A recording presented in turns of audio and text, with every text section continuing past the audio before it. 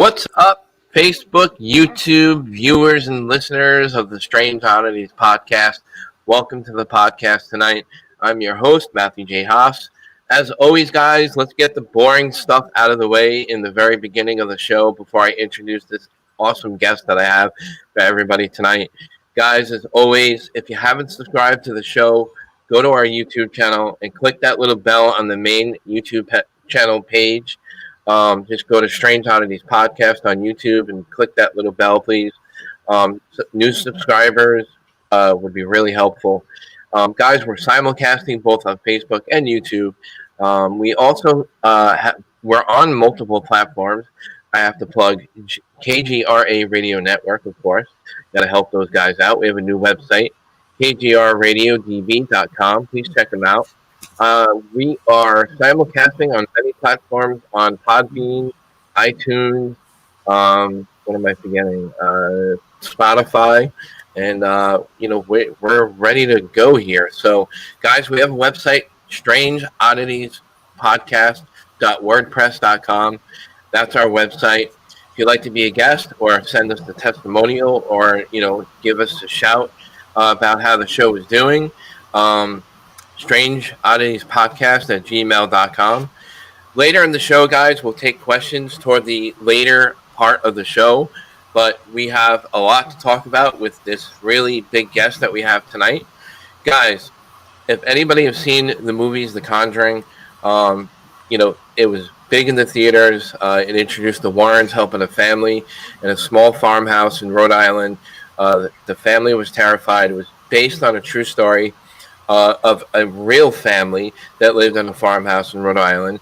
It was the Perron family, and this, nice lady, Andrea, and her family had a terrifying experience in their home, and she wrote a trilogy of books called House of Darkness, House of Light.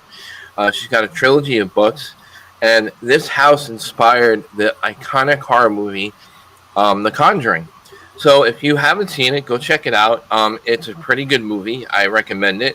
But guys, that was Hollywood.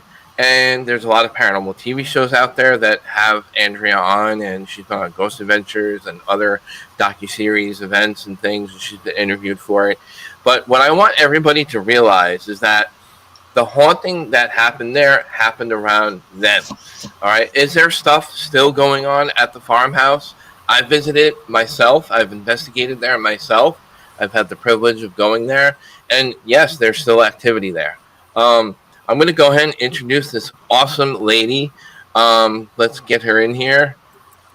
Hello, Andrea Perron. Welcome to the Strange Oddities Podcast. I hope I gave you a nice, warm introduction to our viewers and listeners. Guys, welcome, Andrea, to the show. I can't wait. We have so much to talk about. Oh, thank you, Matt. It's so good to join you again. Yeah. It's been a few years, and but you're always in my heart. You're such a sweet, sweet man. Oh, thank you. And your wife is lovely, and you're just great people. And it's just a pleasure and a joy to join you. And if I could take a moment to just tell a little of our backstory tonight.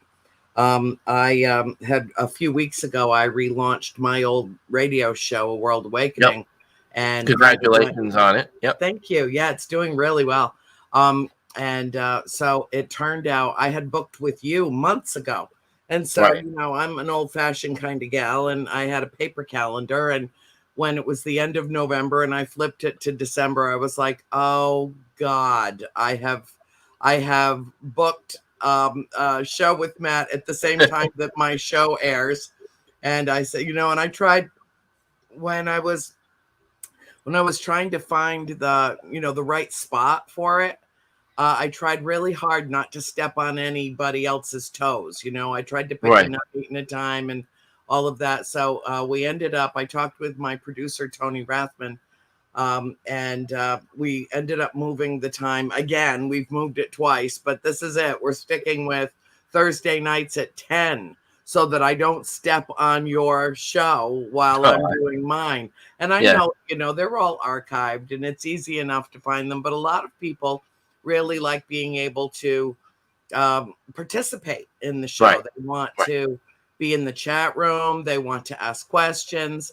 And so I thought it, would be best if I did it a little bit later. Also, a lot of my, a lot of our people are night owls. Yes. And so if I do it at 10 o'clock Eastern time, then I don't lose all my West Coasties who are either at work or on their way home when it airs and can only visit it in the archive. So it really works out well for me in both respects. So tonight I'm doing double duty. It was double booking our shows back, literally on top of each other that caused me to rethink, this happens, everything happens for a reason. Everything does. Yeah, absolutely. So I pushed it forward or back. I'll never get that straight. It moved from 8 to 10. So anybody that would like to hop in after I do this show with you, the show is called A World Awakening, and tonight's episode is a girls' night in because obviously we can't go out, and it's with a few of my paranormal princesses, or they're really goddesses. Don't tell them I said that though. But I have a lot of wonderful women friends, and tonight we're going to focus on things absolutely different from what I'll be talking about with you. But when we reconnected and we had a nice long chat on the phone the other day, and you had informed me that you had finally gotten to the farmhouse, which it's actually not little, it's quite large, which it's just spread out a long way. But it was very exciting for me because I almost wanted to switch gears and start asking you questions and get what your interpretation was and what energies you were picking up at the farmhouse and what your experience was. So I'm hoping during the course of our chat tonight that we can delve into that, because I find it fascinating. It really matters to me that people who have the opportunity to go are free to ask me questions and to share their experience with me as well. Because the way I feel about it is, now that the new owners have it and they're allowing people to investigate it, every bit of evidence that is compiled serves to validate our story and in a way kind of vindicate me, from the people that say, oh, that's a bunch of load, yeah. Well, you know what I brought for you? I brought this special for you. This is a vintage photograph of the farmhouse in 1973. Oh, wow. And I was just going through my photographs and I just found it and I thought you would be interested. It's just the front porch. It's much longer than that, but I thought that you would enjoy seeing it. That's how it used to look when we lived there. Wow. So what was your experience, Matt? I mean, I didn't even ask you on the phone during our private talk because I wanted to experience it with you on the air. Right. Well, I mean, it was a great experience. I was very honored to actually even be there because of, obviously the pandemic situation. There was a window of opportunity for us to go finally because of all the restrictions all the states had all around in the surrounding area. New York got hit big with everything, and we were really afraid that opportunity was going to be wasted because of it. But, Jen and Corey said Rhode Island was good to go. We had a schedule for not anymore, but it was then. Right. Before things got out of hand after that, we had the opportunity to go, and Jen and Corey said, no, everything's good. You guys could come. Everything's still as planned. And we packed up our stuff, went with a bunch of fellow investigators. Mm-hmm. And, there were a lot of friends that were there together with the same goal to experience what you experienced there. And, me personally, I couldn't believe that I was even there. I was just like, I can't believe I'm here because I've known Andrea for years. I'm a big fan of the movies and the Warrens, and I just couldn't even believe, I can't believe I'm here at the farm. And I was just in such a high place of excitement and energy, and I was just like, I didn't know how to control myself and my emotions inside because I was just so excited. But I did do a little investigating, and unfortunately, I did not have any personal experiences myself because we just had so many things going on at once there, at night. But other people did, and good friends of mine, Gerard Simonelli and his daughter, and his wife was there with us, very close friends of ours, and his daughter had an experience in the basement, and she felt like a sensation around her. Felt very awkward. She's new to it. She doesn't have a lot of experience like we do, so she's new into experiencing things. And I also believe she's an empath, so I think she was picking up on a lot of stuff that she wasn't aware of, and I think it overwhelmed her, and she had to get out of the house because she was very shaken up over her experience. Keith Johnson and Carl Johnson were both with us that night investigating with our team. And Keith was very kind to say, how about I give her a blessing just to make her feel better, just in case there's anything that was on the negative side attaching itself to her, because she kind of felt a little uneasy about the situation. So she was shaken up because, she's young, like I said, very inexperienced. She's still learning, very good, intuitive person herself, so she kind of was aware of what was going on. So that was our most major experience within our group of people that were in the basement. So we thought that was very interesting, that affected her that way. Yeah. And the basement's a hot spot, if I'm not mistaken. Yeah. Well, yes, it is. And the right in front of the fireplace in the parlor on the hearthstone, that's a hot spot. The library is a hot spot. Used to be my parents' bedroom, and the middle bedroom upstairs is very active too. Right. Yeah, I would say that's the 4 primary ones. Yeah. Right. All right. I have 2 important questions before we really get heavy into the interview.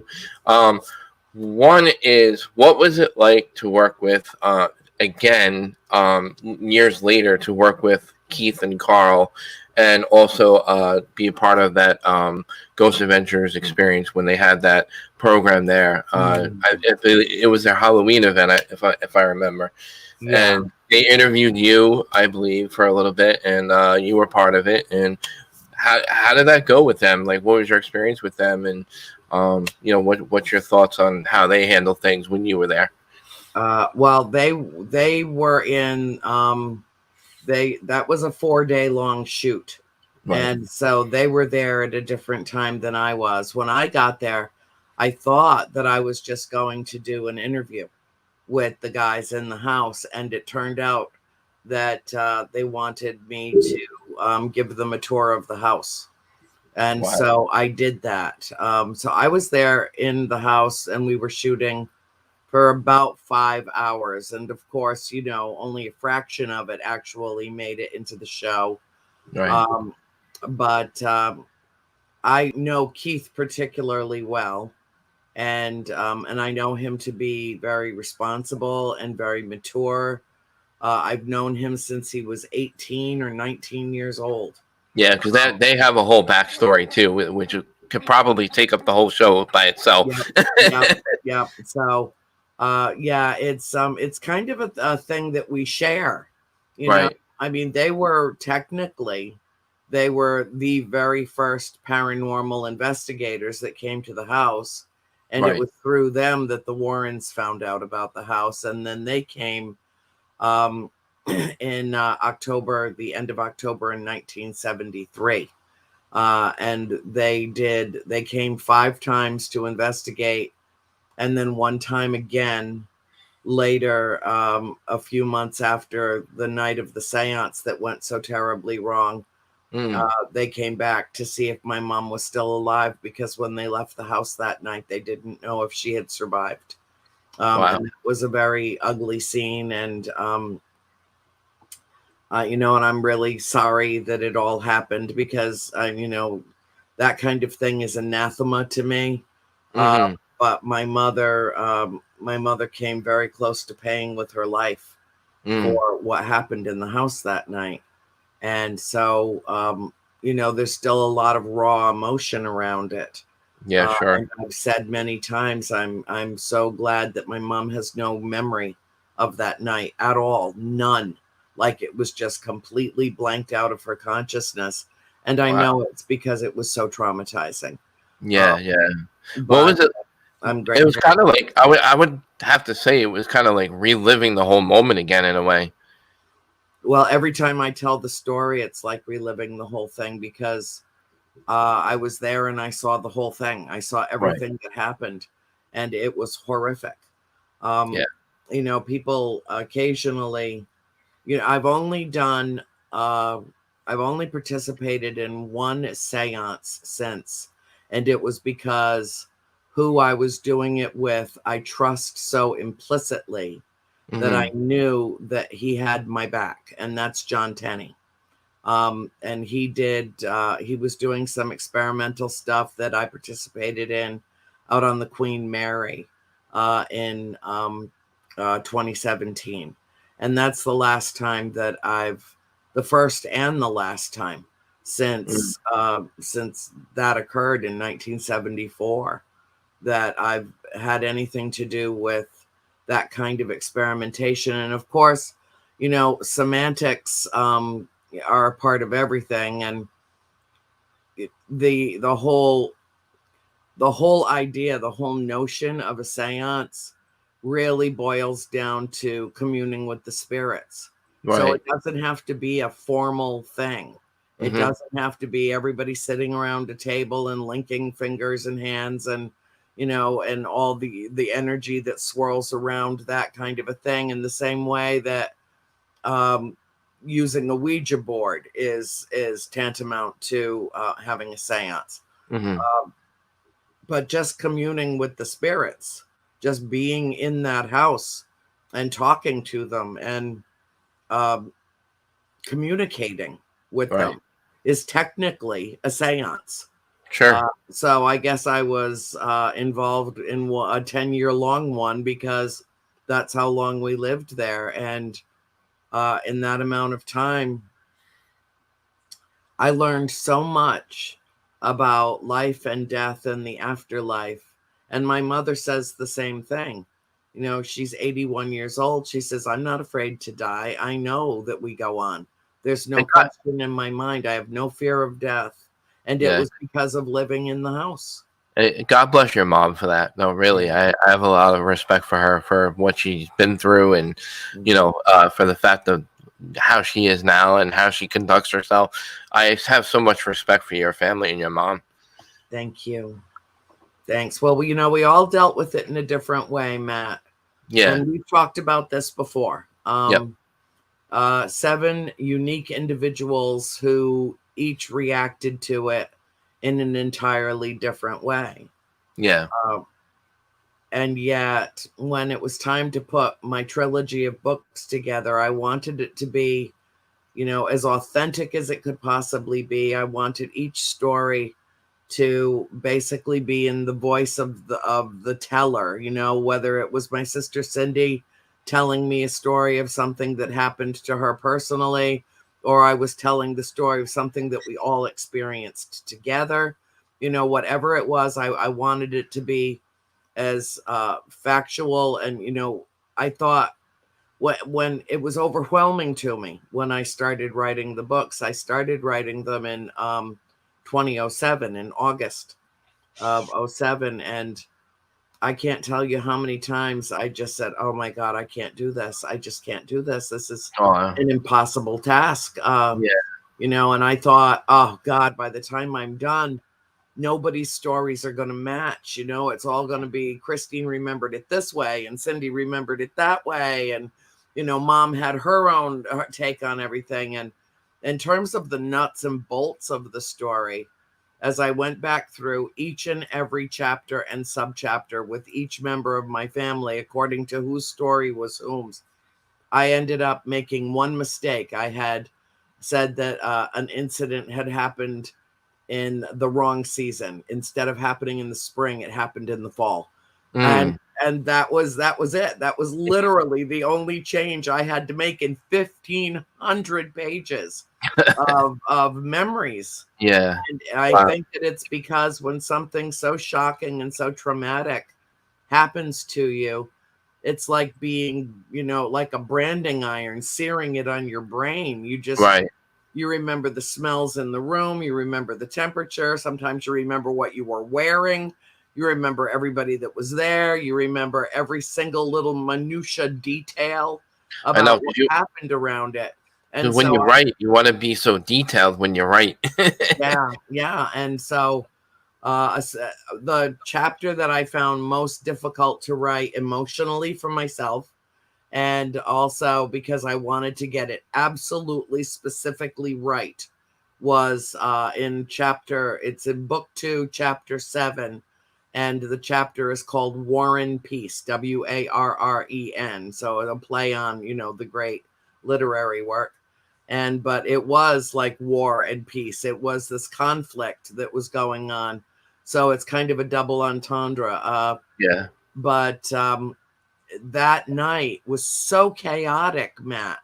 And Yeah, it was sure. so, the energy was so high, and there was so much of an infusion with whatever it was. There are people that were there that will swear to you that my mother was possessed that night. I don't perceive it that way. I saw my mother be attacked by something that was invited in, and picked up and literally thrown in the chair she was sitting in from the middle of the dining room to the middle of the parlor floor. And it was horrible. It was horrible. I mean, everybody that was in that house that saw that happen thought they had just seen my mom die. Oh, man. It was, I never ever want to go through anything like that again for the rest of my life. And I will never escape the memory of it. So it was really hard to rekindle all of that. And while I was working on it, and my mom's the one that titled the books. Wow. And she said, and I was probably about 300 pages or more into the telling of the story when she approached me one day. We were living together in Georgia at the time when I wrote the books in Georgia, living with my mom and my sister Christine. And she approached me and she said, "What are you going to call it?" And I said, "I don't have a title yet." And she just crossed her arms and cocked her head a little bit. And she said, "House of Darkness, House of Light. It was both." And then she went into the kitchen and made a banana sandwich or something. Nice. Yeah. Nice. She recovered extraordinarily well from that. And none of it is ever going to escape any of us. When I was writing the books, there was one day I had most of my family was there. I think Nancy was visiting, Cindy was visiting, April was there. So all 5 of us and my mom. So it was the 6 of the 7 of us. And we were going around the table, and I was writing everything down as fast as I could, trying to get it verbatim, because it was so important to me that it be authentic to each one of their experiences. And my mom reached over and she put her hand on my hand and she said, and caused me to pause. And she said, "Honey, we've spent decades trying to bury our dead from the farm. And when it came time to exhume them, it's amazing how close to the surface they were buried." Oh, wow. Now, out of your sisters and yourself, obviously your mom got, a good brunt of everything, but between your sisters, if I'm not mistaken, did April get a lot of the bad things, or no? Cindy. No? Oh, Cindy. Okay. Cindy, All right. Cindy and Mom got the brunt of it, I would say. Yes. Okay.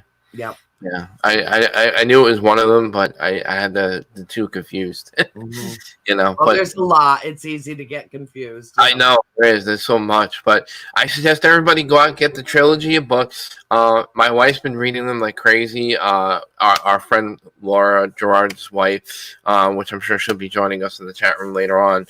She's probably doing schoolwork right now, but yeah, she's been heavily reading your books and stuff. I've tried writing myself, but I admire people who can write several hundred pages of books, let alone one book. And the fact that you can even remember what's in what chapter and what verse, and like that to me is great. I lived inside it for 7 years. Yeah, It literally became a part of me. And yeah, it's interesting, it's kind of uh, it's an interesting irony that my whole entire future was based on revisiting my past. right. But also, in a way, I mean, not to steer off the subject of what we're talking about, but you're also into other things about the paranormal other than, reliving everything in where you grew up and where you live. Mhm. But you're also into like UFOs, you're also into other Huge. parts of the paranormal. And, Mhm. you have other passions that you're into, which I think is really cool. And you do all these events all around the world. You lecture and you also, participate in those events, and which I think is great, and it gets your story even more out there. And even Yeah. one person said in the chat, Kendra Irwin said she's sorry for what you went through, Oh, but thank you, she sweetheart. really appreciates you sharing your family story out there. Well, I think that it's important because even though I do have a tendency to put off some people, you and I both know, I mean, we might as well just speak very openly about this. There are people that work in this field whose stock and trade is fear. Mm, And if they can't scare you and terrify you and torment you, then they feel like they haven't done their job. right, And I really kind of took the opposite side of it. I learned so much living in that farm. I mean, I was just a 12-year-old kid when we moved in. I was still a little kid. My baby sister at the time was 5. We were like stepping stones, yeah, yeah, the 5 of us. And it was talk about how it felt surreal to you to be at the farm. The day we moved in is when I saw my first full body apparition. And I mm, swear to you, I think I had somehow stepped into his dimension because he appeared absolutely as solid and real and flesh and blood as any other person I had ever encountered. And the only thing that I thought was strange about him was how he was dressed and why he didn't respond to me when I spoke to him.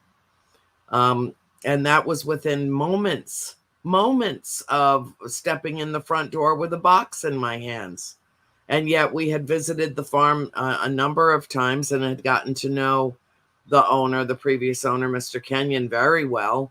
right, None of us, not a single member of the family ever remember seeing, feeling, sensing anything odd or strange or weird around the farm until the day we moved in. And then 4 of the 7 of us saw that apparition that day. right. And that was the beginning of it. Right. Well, that's why I try to explain to people, because they're like, oh, other owners that have lived there or other people that have lived there say they never experienced anything. And I'm like, well, a lot of it surrounding your family. And I firmly believe that it's going to connect with those particular individuals because of their energy and the intent of both sides of that energy, and that's what it's going to be attracted to. So it was surrounding your family, not so much the house itself, even though there's a lot of history there. And I do believe that a lot of the land history has a lot to do with the current activity that's going on there. But, you get what I'm saying. Yeah, I do. And I don't know. I know some stories. I know stories. Let me put it to you that way. I bet. Of people that worked for the previous owner before Jen and Corey bought it, who didn't last a week in their jobs because of things they saw in the house and stuff that happened. She had invited a slew of paranormal investigators to come through that house. And, and I know that the vast majority of the people that do this do it on their own dime, on their own time. And I just, to me, it seems it just seems illogical that you would invite one paranormal investigative team after another into your home if there was absolutely nothing to find. Right. Right. I mean, at the least, it would be unkind to them to make the trek all the way out into the woods and for nothing. No, she changed her story a complete 180 when the movie came out. And that's we could spend 2 hours talking about that, but there's a lot of negative energy around it. I feel sorry for her. I've Yeah. let it go. I've moved, I mean, our friendship is over. She's the one that just, accused my mother of being a liar. And that was it. Them's fighting words, as Bugs Bunny would say. And, I was all done with her after that. Because she knew better. She knew better.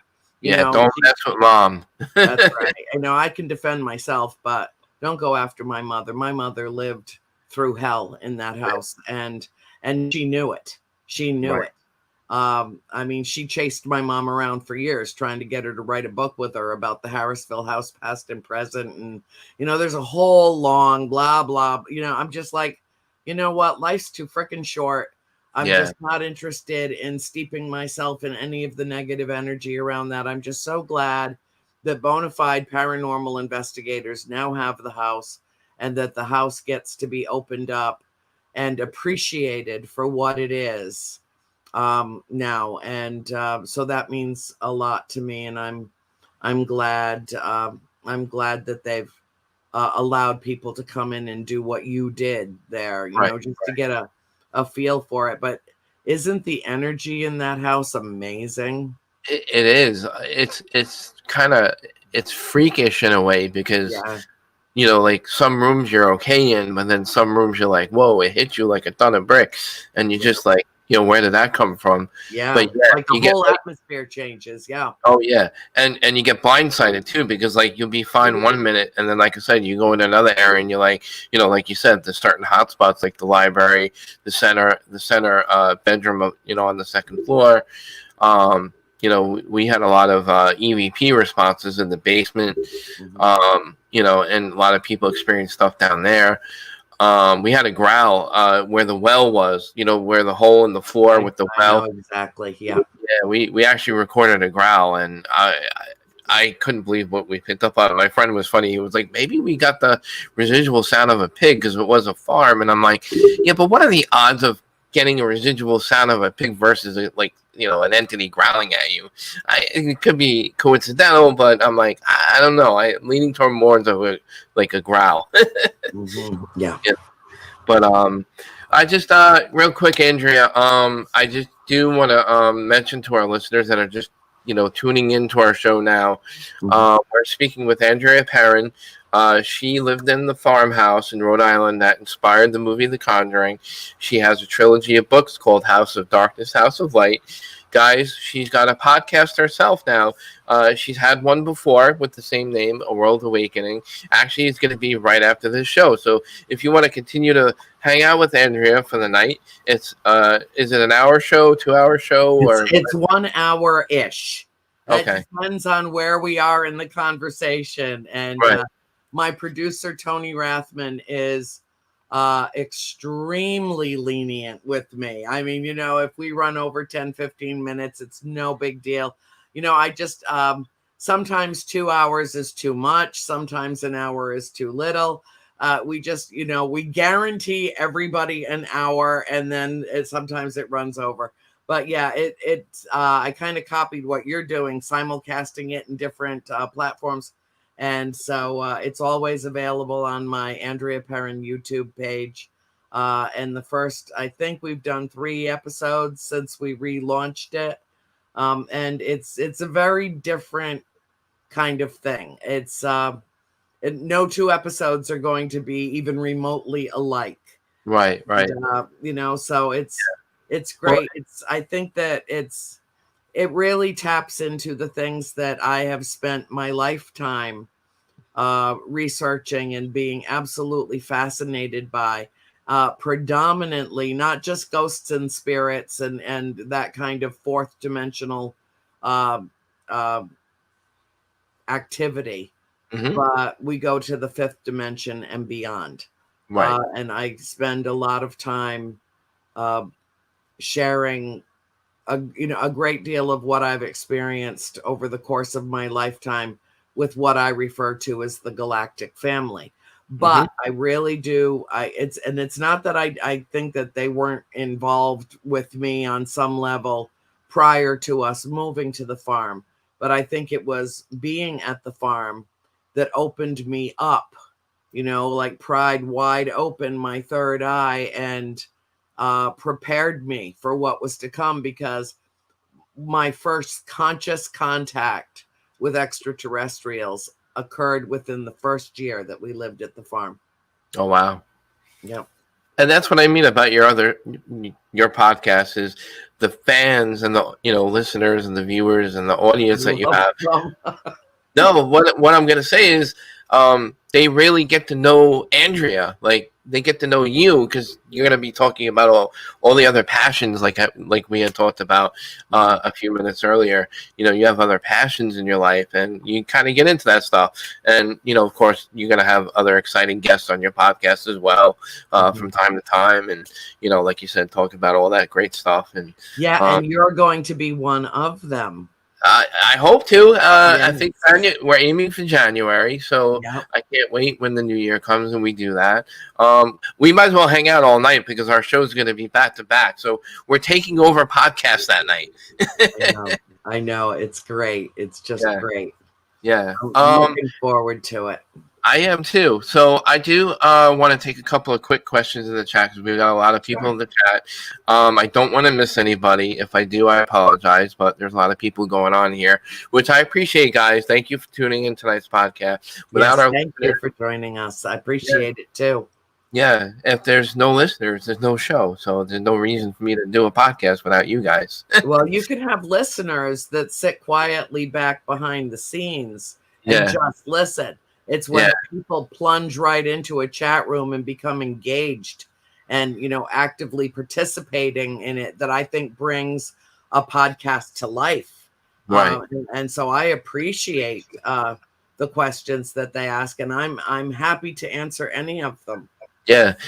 There's one experience that I remember doing what we call direct radio voice session with radio boxes that our good friends Ganyak Paranormal, who's in the chat, which is Ron Yacovetti and his girlfriend Lourdes Gonzalez. They're a really great EVP couple specialists that work together in the field with various paranormal, other networking with other groups and fellow investigators like-minded. Anyway, what I'm getting at is in the chat they say they did a DRV session and they got the name Shiva through the DRV session, which we weren't even located on the farm yet. We were in a completely separate location, separate state, and got this through a direct radio voice session through one of their radio boxes that they were using at the time. And I thought, to me, that's astounding to get that kind of response related to the question about a location that we were planning on going to in the future, but well after that. Well, everything is consciousness and everything is energy. Everything is one thing. Right. And, because spirit is not relegated to a singular place and is free floating in the ether, and can manifest in form or can manifest in terms of energy and, virtually anywhere. Just your thought process about going there in the future, your projection to the future about that, or even if you had discussed it, the spirits know when I'm talking about them. They absolutely do. And in fact, if you get any strange glitchiness in your replay of this, that's very often them. It's like a little tap on the shoulder, a little knock on the door. Yeah, we're here. We can hear. Yeah, we're here. Yeah. And I think that it's marvelous. It makes me feel integrated with them in a very loving way. Right. I did not have my reaction, and I'm not saying there weren't moments that I wasn't scared witless in that house, because there were. Right. But overall, I would have to say that my reaction to them growing up was more curiosity and fascination. And um, I felt an endearment toward them, almost like a familial connection, but there was no ancestral connection between Right. my family and the family that had lived and died in that house for 8 generations prior to our arrival. We were the Right. first outsiders. Yeah. Other than that, that house had passed from the Richardsons into the Arnold family and became the Arnold estate, but that was through marriage. Right. Right. But it stayed in the same extended family for, it was finished, completed as it stands now in 1736, was probably begun sometime in the late 1600s, and Right. then added onto as the family grew and burgeoned. And that's why between the bedroom, my bedroom, which Hmm. was directly above the parlor, and the middle bedroom, there's an outside inside window Hmm. between the 2 rooms, because that used to be an outside wall. And then the house was added onto, and they left the window, and it's got the rippled glass and everything. It's absolutely fascinating. Yeah. But I, it is an energy stream there that's unlike anything that I ever felt anywhere else. And it's almost like, once I tapped into it. The other night I was laying in bed, Matt, and I was thinking about doing the interview with you. And so therefore I was thinking about the farm and thinking about being there. And I'm laying in bed. It's, perfectly quiet night. I've got my little dinky dog all cuddled up next to me. And all of a sudden my body started to like tremble. Not out of fear. It was just like a vibrational thing mhm. that happened. And I thought, oh, what am I having, like a heart condition, or, I what's hope not. going on here? What is this? AFib? What is Yeah. this? And I was just laying in I bed. have that kind of effect on people. Oh, that's what it is. And, and it only lasted for a few minutes, but it was just like this low level, almost like this thing going on. It was so strange. And I turned on the TV and started focusing on something else, and it stopped. And I realized when I went back, it was because I was communing with the spirits. I was in a different vibration field with them while I was thinking about them. So it was consciousness. Yeah, yeah. There's another question from Ronnie Anderson. What do you think fueled the activity there? I don't know. I know that it existed there before we arrived. I know that it did. My mother said the spirits aren't just passing through, they have some attachment to this property. She felt that very strongly, and my mother's highly intuitive. But I think a lot of it had to do with, Mr. Kenyon had lived there alone for at least a decade after his wife passed away. And she was one of the last of the Arnolds, and had inherited the house, and they lived there and raised their son there. I guess he'd been there for at least 60 years, but they were quiet people. He did know that there was something going on in the house, because he tried in the most discreet way that he knew how to tell us, or to tell my mother and father. But he never actually came out and admitted that the house was haunted. It seemed, over time, it seemed as though everybody else in the town knew it was, but nobody bothered to tell us until we discovered it on our own. But I think it was that we moved in with 7 people and 5 very rambunctious kids, all girls that were like tomboys. We were very energetic, and we loved to climb trees and build houses, tree houses. And, we were always into mischief and always into something. And we brought with us an enormous amount of energy. And it seemed to trigger a lot of activity in the house. And most of it was benign activity, most of it, and some of it was actually very benevolent. It wasn't every day that something horrific happened, but Mm. it was, I think a lot of it had to do with the energy that we brought, because the way that the spirits can manifest is to draw energy from some source. And there were times just before major manifestations would occur, our electric bill would go through the roof. And then after the manifestation occurred, it would drop off to nothing. Wow. And it was, sometimes they would literally drain us. There's one of the stories in the books is called Contact. And it was my sister Cindy had forgotten her school books and went terrassing through the house to go grab them from my stairwell at the other side of the house. And she ran through a mass of black, smoky, misty, swirling stuff that just stopped her dead in her tracks. I mean, just literally the coldness of it when she breathed it in caused her to choke and to gag. And it sucked all the energy and the life force out of her. And she ended up, composing herself, and she went and got her books. And my mother had to go get her from school an hour later because she had fallen sound asleep on her desk. Oh, wow. Escorted to the nurse's office, and she slept for 3 days. Yeah. I would imagine that you guys probably hardly slept with all that going on, and you probably, I was going to say, like, your heads are on your school desk, passed out because you're hardly sleeping in the house. Yeah, there were many hard nights. Yeah. It was almost impossible to get up for school and to get dressed and eat breakfast and finish off what homework didn't get done the night before, and get on a bus and go to school and function all day long, and then come back to that house and have it happen all over again. Yeah. It was a real trial. It was, in many respects, very difficult and very draining. Yeah, definitely.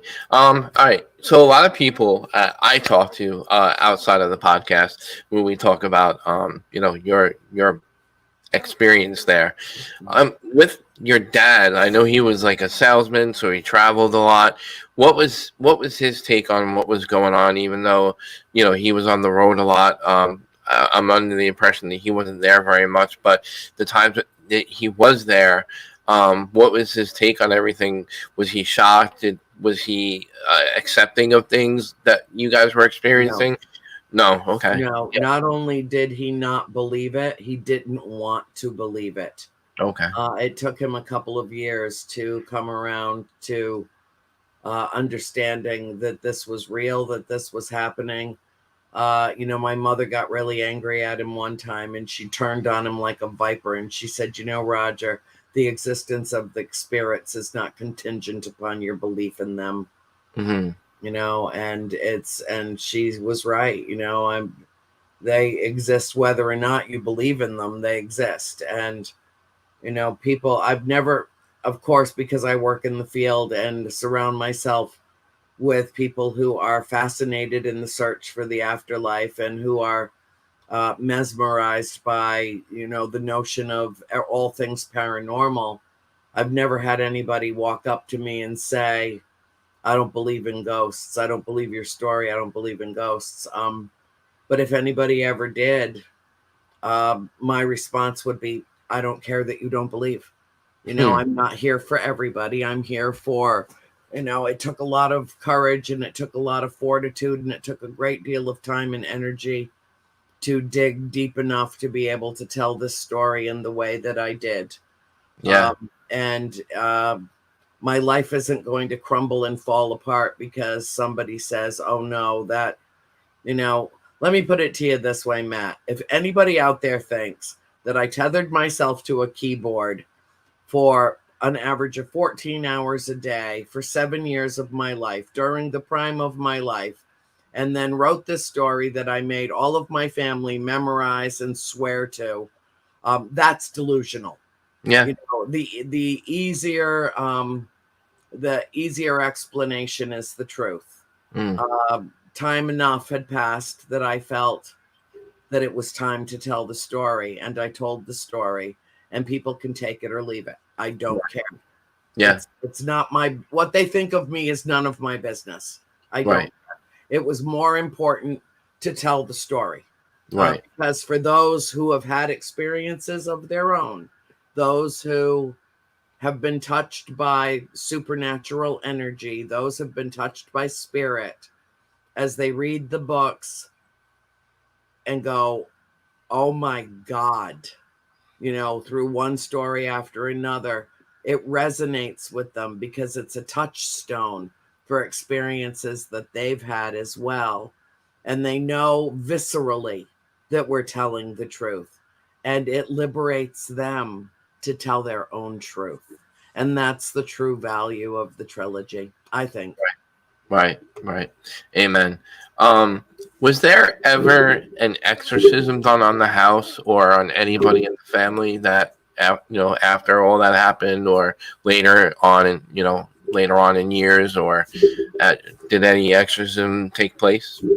No, although my uncle Eugene, who I adore, was a brother of the Sacred Heart, and he served Pope John the 23rd at the Vatican, and he would come over to the United States and Canada every few years on the Queen Mary, coincidentally, and would spend the summer, and we would get to see him a few times over the course of the summer. He always was very important to him that he maintain his familial connections with our family, and my mother told him what was happening at the farmhouse, and he went back at the end of the summer.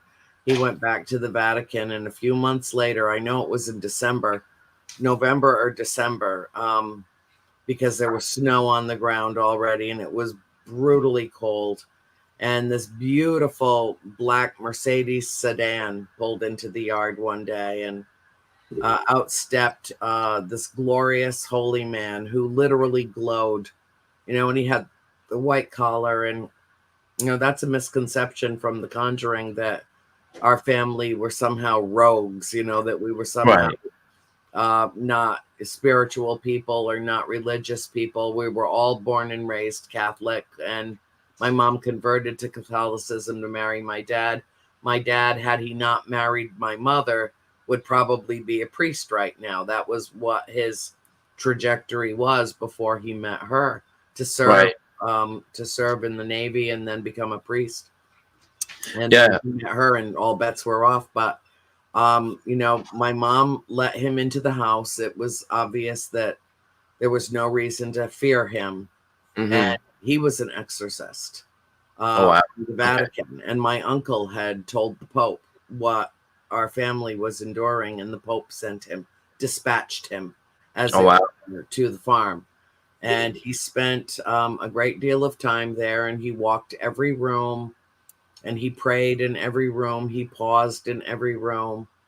And before he left, he told my mother that there were many spirits in the house, but there was no way to cleanse the house. It was inundated with activity, but he didn't believe that there would be anything that would hurt us.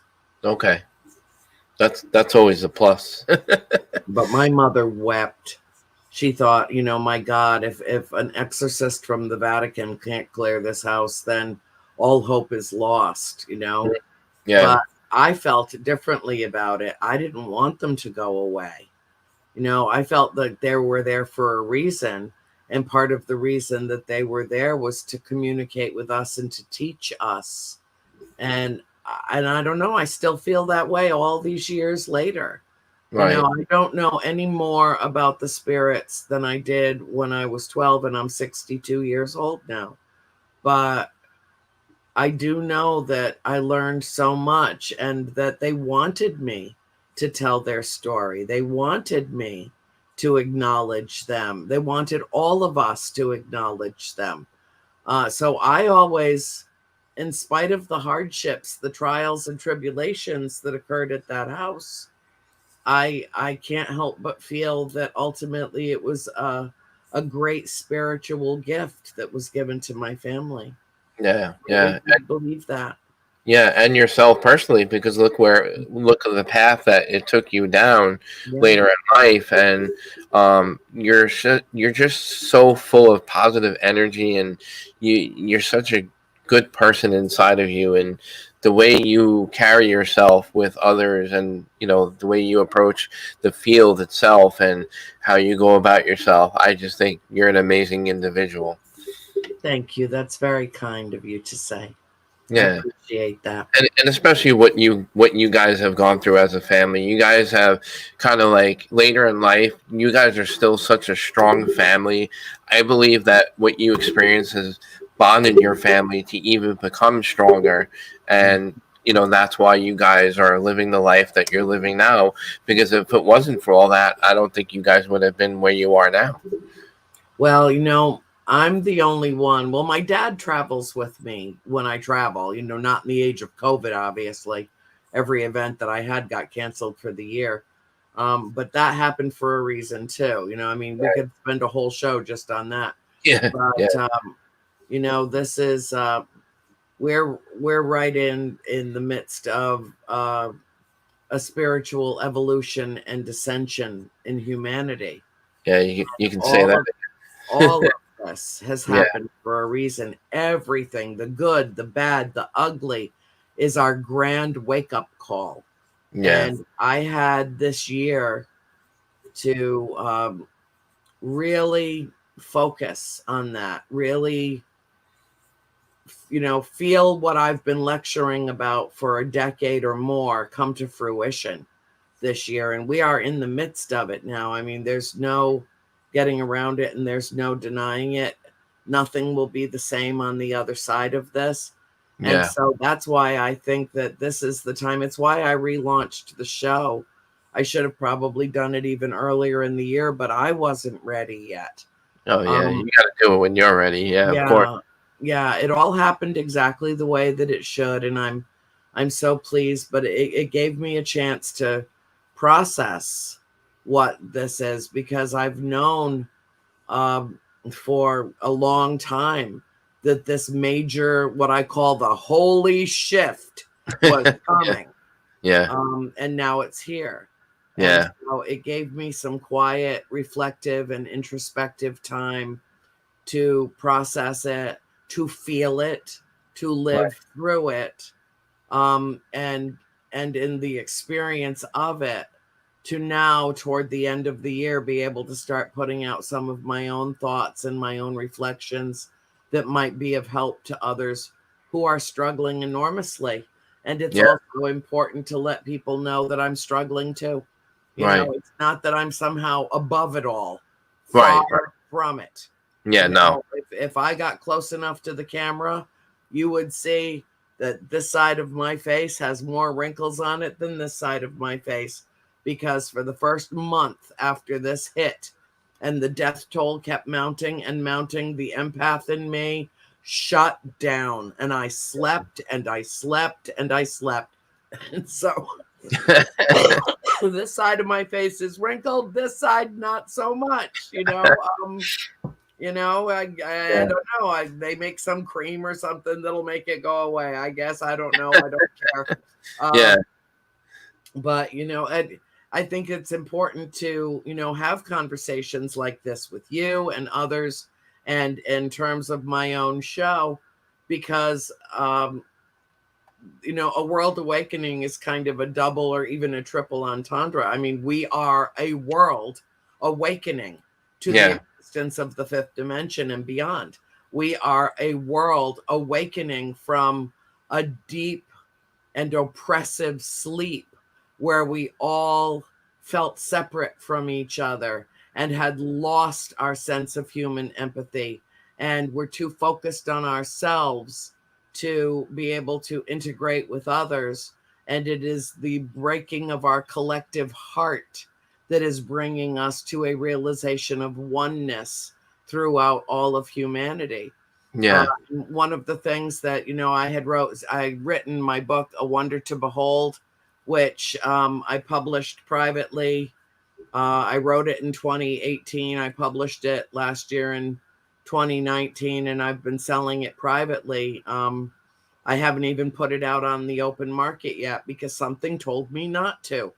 And then boom, here we are. And so I have spent this year putting an extended version together, and I'm about to drop it with extra writing, because the whole book was about the pending paradigm shift, and now the very last chapter is about experiencing the beginning of it. And it really is just the beginning of it. No one within earshot of this podcast should be in any way surprised if we lose 1 million people in this country to this coronavirus. Yeah. And in some ways, this insidious, horrible, emerging novel coronavirus might be what saves humanity. Right. I kind of believe, I don't know about you, but even with everything going on, and believe me, there's a lot of chaotic things going on in the world, not just with the virus, but things that, because of the virus, that it has affected, both, with government, with regular people, as citizens, the schools, and, business. Everything is affected. Nothing is unaffected. Nothing. Right. So there's a lot of negative energy going around the world, and it's on a spiral downhill.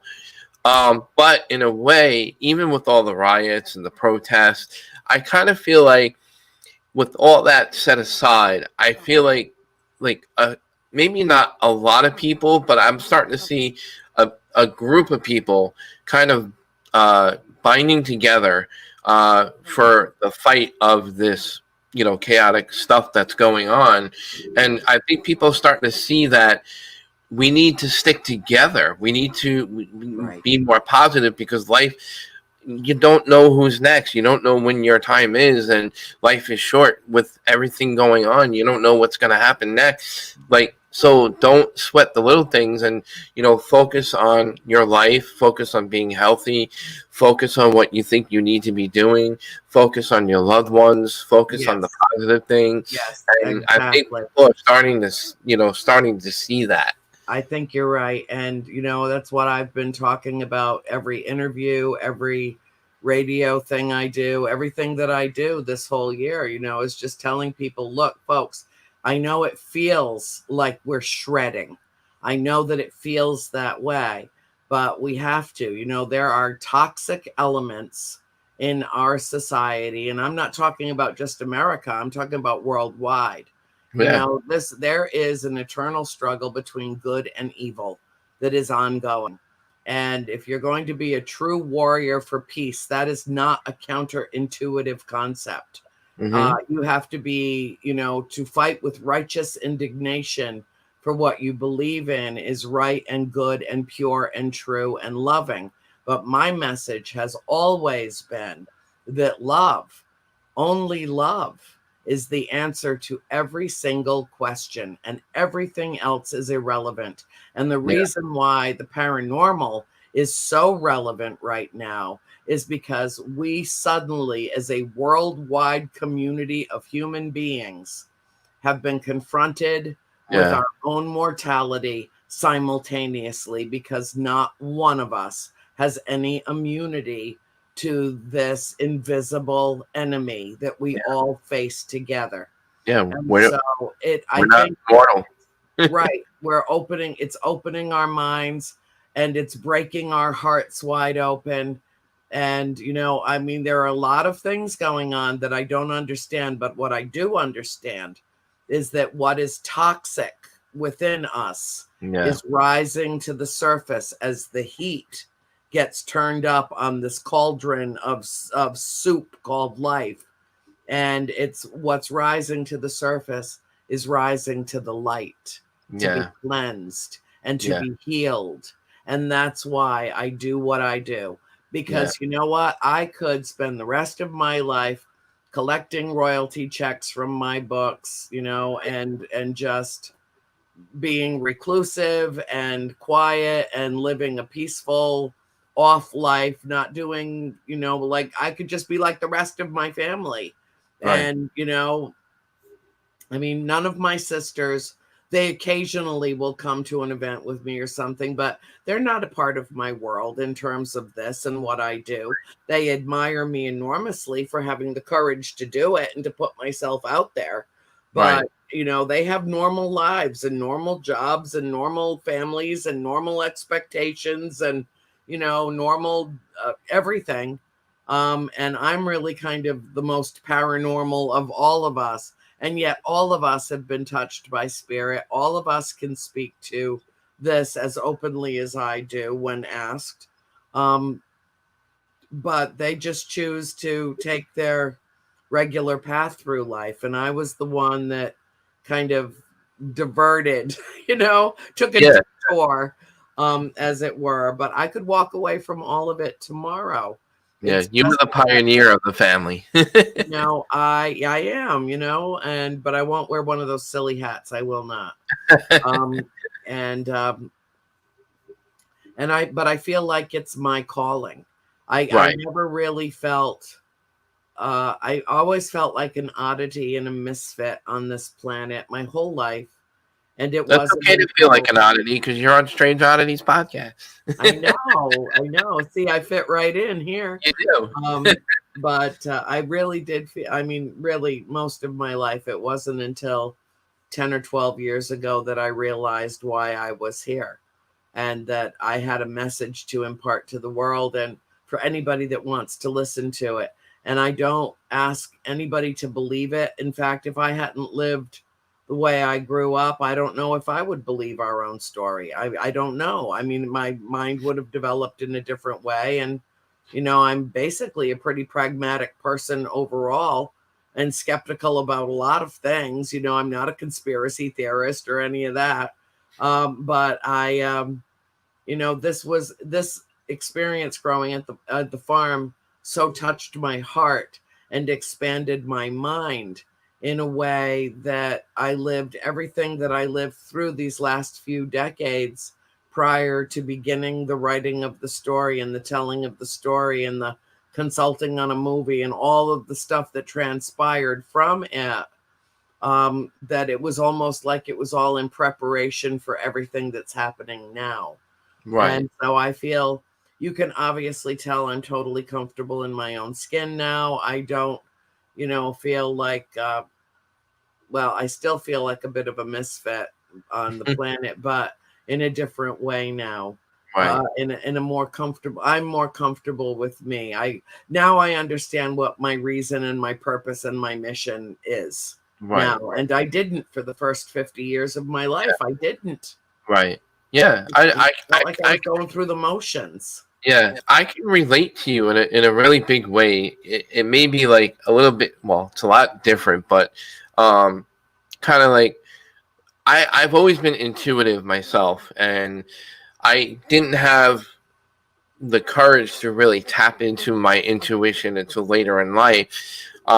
I started developing more of my abilities later on. I think more so because of what we do. When you investigate, you become more and more in tune with what you do as an investigator and communicating with spirit. And I started tapping more and more into those abilities of mine, and then realizing that the gift that I have, I started to become more and more comfortable with the idea that I was a kind of like a psychic medium myself. And I don't usually go out in the public and say that to a lot of people, but I've learned that I'm not those type of psychic mediums where I'm going to go out and get a table and make money doing that for a living. But my calling is basically I like to challenge myself and my ability to see where I can go with it. And the other thing is my reward of it is to try to help people so that if I come across somebody where I'm going to get something that communicates with me through someone that needs a reading, I'm going to go ahead and try to see if they're comfortable enough with me giving them a reading and helping them with, a loved one that's passed on and trying to get them information they never had before. And, I'm getting more and more comfortable with that skin of myself as well. So I can relate to what you're kind of saying is what I'm getting at. You just have a different analogy of, I love your analogies, by the way. They're just so great the way you explain stuff. Well, we're all, it's, spiritual evolution, our growth process, as it were. Um, there are there are no two alike ladders. It's Yeah. not like there's this one ladder and we're all on different rungs of it, and I'm up here looking down on, people that are just working their way up. That's not how it works. It's kind of like a lateral ladder. We just kind of step along it, and we each grow at our own pace, and we learn our lessons, sometimes easily and sometimes the hard way. Yeah. I perceive this planet, this place that we're all sharing right now. I think we're all here at this precise time for a reason. And I look at it like this is part of our growth, and this is a pit stop in soul school. But in soul school, I have found that the test always precedes the lesson. And that's what makes it so hard. And we are going through an extremely challenging test of Yeah. our humanity, of the essence of our humanity right now. Like, Yeah. it's really easy to be kind to someone who thinks just like you and who believes, just like you. And it's very easy to be kind and loving when you're with your own flock, when the birds of a feather that do tend to flock together as Yep. like-minded individuals, it becomes like, the mutual admiration society. It's a hell of a lot harder to love and embrace someone who is literally juxtaposed to your mindset, to your belief systems, to, it is, that's our real challenge right now, is for Yeah. us to come together as one human race. And what I just finished submitting the last of my extended version of the new book. Mm. And one of the last things that I focused on was, we human beings have a tendency to need to compartmentalize things. And we Mm-hmm. also, we take, the universe, and we try to shrink it down into, something that big, Right. Right. because we can relate to it better, because it doesn't make it, when it's too big, it doesn't make sense. So we Mm-hmm. try to shrink things down. And what I try to do is help people expand their human consciousness to begin to think in a more universal way. What's the greater good? What is the lesson learned? Mm. Why does it have to be so hard when love answers everything? And the thing that I focused on, I wrote page after page after page of my experience of the year 2020, the holy shift, the paradigm shift. But I gelled it down to 3 words: I can't breathe. Mm. Because it encapsulates my experience of this year. The Mm-hmm. first time that I ever saw a person die was George Floyd. I Mm. watched that. It killed me to watch it, but I forced myself to watch that film footage, and I Right. watched that man die, and it had a profound effect on me. A profound effect on me. And it's not that I wasn't, completely on board. I'm a human rights activist, an animal rights activist, a gay rights activist, a women's rights activist. I'm an activist. I always have been, my whole life. I don't think that any of us are free until we're all free. But Right. I was so profoundly affected by that. And, there was marching to do. There was a reason for it. And, but the earth is suffocating, and the reason that the earth is suffocating is because we are just so incredibly disrespectful to our mother, Mother Gaia. And we're the only creature on the planet that fouls its own nest. We don't have a plan B and we don't have a planet B. So we need to get our act together, and we need to do everything that we can to clean our house. And so when the whole world shut down and all the factories shut down and all the cars came off the road, and all of a sudden the air cleared in India to the point where people who had lived lifelong in the center of India could suddenly see the Himalayas for the first time in their lives. For the first time in their lives. You know, it changed the atmosphere of the whole world in just a couple of months. Just a couple of months. You know, the CO2 levels dropped like a rock and the air cleared, and we were able to go outside and see out into this magnificent universe in a way that we hadn't before because of the ozone and the pollution, and you know, and we're the cause of all of it. We're the cause of all of it. And anybody that wants to lie to themselves and say, no, this doesn't exist is delusional. That's delusional. You know, we're our own worst enemy. Yes, we all, and we always have been. But you know, I can't breathe George Floyd. I can't breathe Mother Gaia. I can't breathe from the anxiety of not knowing if the next breath that I take is going to infuse an invisible virus in me that will kill me or infect my loved ones. You know, I mean, that 3-word phrase seems to capture my personal experience of this year. And so I wrote about that at length. And, you know, I want people to think about what we're all going through. And the reason why what we're discussing is so pertinent and is so profound now in terms of, you know, what is considered paranormal, which is perfectly normal to me and normal to you. There's nothing supernatural about it. It's natural. I've experienced it for, you know, the bulk of my lifetime. There's nothing strange or odd or weird really about it.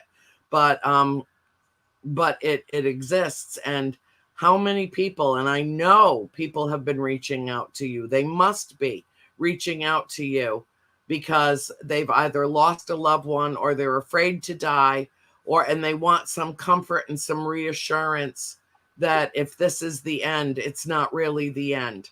And, you know, and that's what I do. I tell people, you know, I'm not trying to convince or coerce anybody, but I am telling you from my own experience, I know that life goes on, that there is something beyond our mortal existence, and that if you have lost a loved one that you need to reach out to, talk to them. They will make their presence known to you in an unmistakable way every time. They will. Just talk to them, communicate with them. It is the disbelief that keeps us separate from, because all the dimensions are intermingled. All the dimensions are one, because everything is consciousness and everything is energy. And so they're not far at all. They're just around the corner. So talk to them.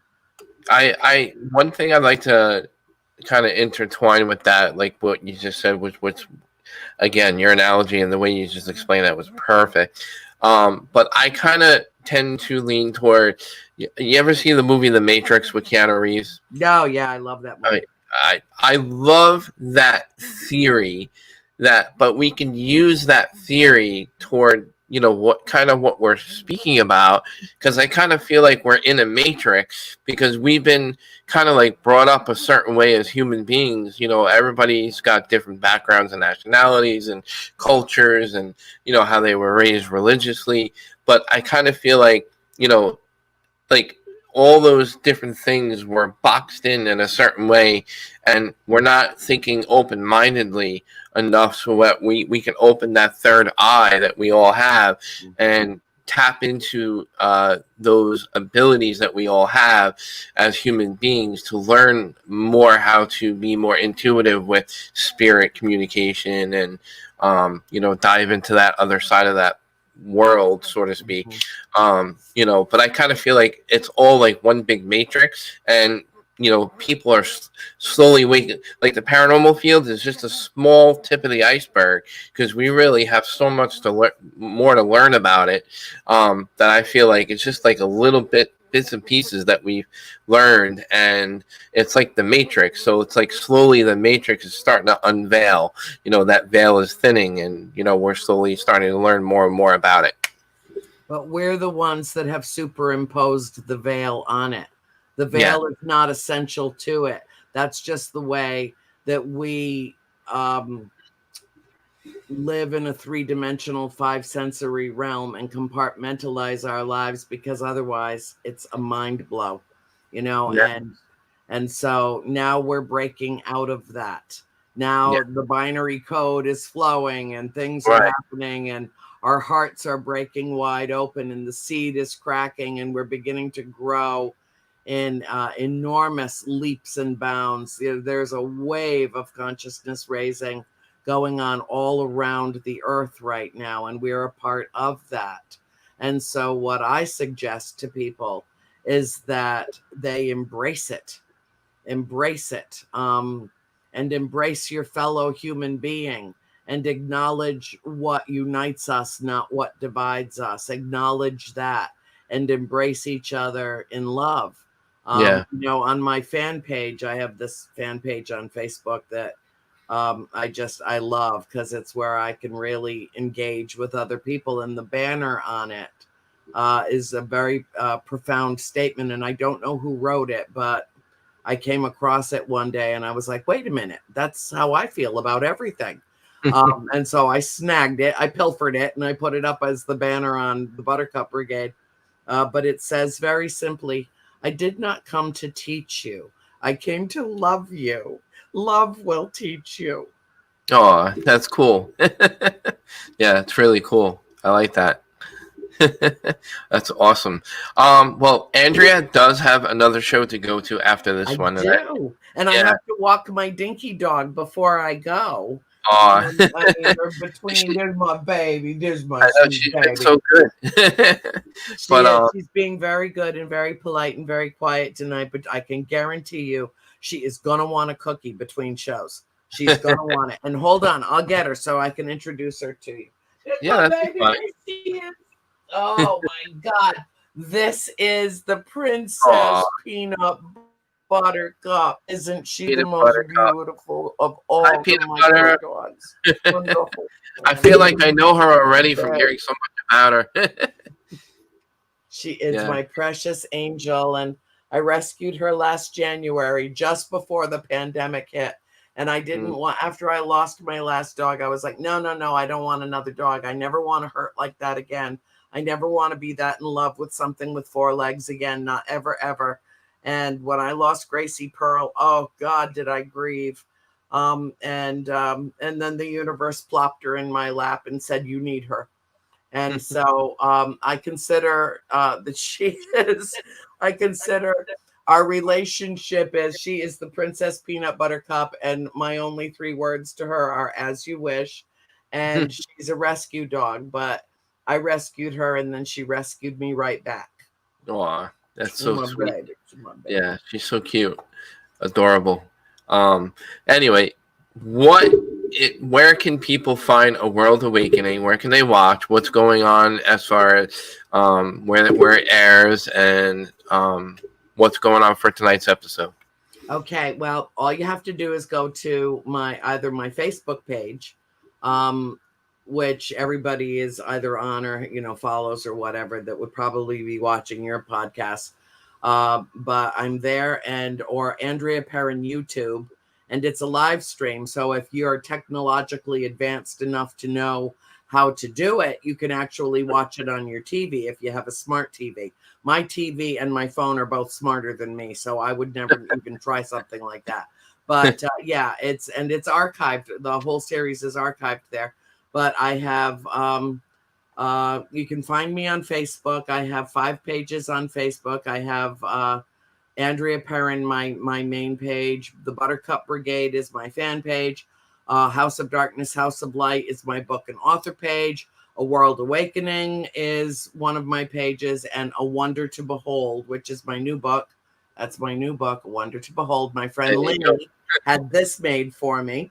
And I will share all the info on the Strange Oddities Podcast Facebook page. The Strange Oddities. I love it. That's great. Yeah, there was a tongue twister there. All they have to do is Google my name. I mean, I'm very, very easy to find, and I'm very easy to connect with. And all my books, except for the new one, all my books are available on Amazon. The trilogy, and also In a Flicker, which I wrote with George R. Lopez. If they're an aficionado of time travel, and Jack the Ripper. It's a very dark novel. But it's also a fascinating one. It was all his idea. I just helped him turn it into a book. Nice. But I mean, my stuff's all out there and I'm easy to reach. So I want to thank your audience very much for joining us tonight. And I'm so looking forward to inviting you on. You've already been invited on, to bringing you on as a guest on A World Awakening. And maybe the night that we do that, we'll do this again. We'll just run them back to back, and we'll just jump links, between the two shows. That'd be great fun. Yeah, I would love to do a part 2 interview with you again, and definitely we can do that that night. Well, I'm just really happy and grateful that she was able to rearrange her schedule for tonight to be on the Strange Oddities podcast. I want to thank her producer for allowing, all that to happen and whatnot. So thank you to Tony Rappin, and make sure you thank him for me if he's not listening. So, but it was a lot of fun. I wanted people to really get to know Andrea tonight, other than, everything's always about the Conjuring. But there's a lot more to Andrea than just the Conjuring. You know what I mean? So I wanted people to really get to know Andrea tonight. So I hope I did that justice for everybody tonight. Well, I've enjoyed every moment of it, sweetheart, and we'll do it again, and I'll see you soon. And I invite everybody over, to continue on with my girlfriends tonight. Girls' night in, but roosters are welcome. Even though it's a hen party, roosters are welcome. There you go. So it's a lovely ride we're on, and I just tell everybody, buckle up, Buttercup. It's about to get bumpy. Yeah, but we'll get through it. We'll all get through it together. We will. Yes, we will. But well, listen, guys. Stay on with me a little bit longer. I'm just gonna part ways with Andrea so she could go take care of our other show. Andrea, again, I'm honored that you did tonight's podcast. My pleasure. Yeah, we always keep in touch anyway. But yes. I consider you a close friend. You got a place in my heart as well, and you know that. And we'll do this again real soon. And good luck on your show tonight. And I suggest all my listeners to go to World Awakening and tune in. And you guys are gonna have a lot of fun with Andrea and her show. It's a lot different from Strange Oddities Podcast. So, and give Josie my love. I will. She's listening. I want to thank her, of course, for helping out in the chat there. So, she's our chat moderator. All right, Andrea. So have a great night and be well and take care. You too, sweetheart. All right, take care. Bye-bye. All right. So, guys, I have a couple announcements to make if you want to stick around just for a couple more minutes. Guys, next week, December 10th, next Thursday, I have author Bill Markley. He's a Wild West author. He wrote a couple of books about the outlaw Jesse James, Billy the Kid. He wrote about the famous, people, Wyatt Earp, Bat Masterson. If anybody has seen the HBO series Deadwood, he wrote the book Deadwood, Dead Men. He has a book about Deadwood. So like I said, HBO had a series out. Not sure if you watched it. It was a great series on HBO. Really fun show. So I have Bill Markley. He's also a reenactor in some movies that you may know, Dances with Wolves, and he also was a reenactor in the television movie Gettysburg. So I can't wait. December 10th, we're gonna have Bill Markley. And I'm calling it Wild Wild West December because the following week, I actually have the great nephew of Butch Cassidy. Yes, you heard me correctly. The great nephew of Butch Cassidy, Bill Bennetson, is going to be a guest on December 17th. And we're going to talk about his research that he's done about his uncle and the life of his uncle. But of course, Butch Cassidy and the Sundance Kid. We're going to talk about Butch Cassidy that night. So if you guys are Wild Wild West fans of westerns and the mysteries of that famous outlaws that were out in the West, well, it's Wild West December on the Strange Oddities podcast. So I really can't wait for the next couple of weeks. It's going to be really fun. I can't wait. So we have Bill Markley, December 10th, and we have the great nephew of Butch Cassidy, Bill Bennetson, will be December 17th. I really hope everybody enjoyed tonight's show with Andrea Perron from House of Darkness, House of Light. Really recommend getting her book. She's got a trilogy of books. Check her podcast out, A World Awakening. I will be a guest on her podcast in January. We'll make that announcement soon. She's a really good friend of mine, as you can see, and I was just really honored to have her here tonight. All right, so guys, you guys have a great night, and as always, I always like to throw out there, thank you to the men and women who serve our country. Thank you to the first responders, the nurses, the doctors, the police officers, all the, essential workers out there. I want to thank everybody for what you do during this chaotic time in the world. Thank you for what you do, and you guys all take care of yourself. Be well, stay healthy, and I hope everybody returns to the Strange Oddities podcast. It's every Thursday night at 8 p.m. Eastern Time. You can catch us on Facebook or YouTube, and you can catch us on iTunes, Podbean, Spotify, and we're also on the KGRA Radio Network. Check out their new website. KGRADB.com is their new website. And I don't have anything else to say other than have a great night, guys. Be well and stay safe. I'm going to go ahead and play our exit here, and you guys have a great night.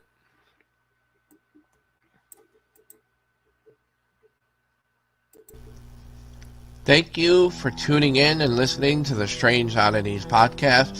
You can listen to the rebroadcast on the KGRA Radio. Check out kgraradio.com for the rebroadcast at 2 a.m. Eastern Time, 11 p.m. Pacific Time.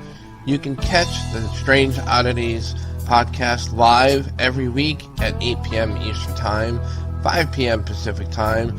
Please follow our YouTube channel for our live weekly show at 8 p.m. If you like the show, please give us feedback. Email us at strangeodditiespodcast@gmail.com. You can also visit our website, strangeodditiespodcast.wordpress.com. Tune in every week, 8 p.m. Eastern Time on the YouTube channel. You can also look us up on Facebook. We have a Facebook page where all the news and information about upcoming guests and anything Strange Oddities Podcast is doing. Go to our Facebook page, give us a like, and give us a shout. Thanks a lot for tuning in, and again, thanks again for the KGRA for rebroadcasting the Strange Oddities Podcast.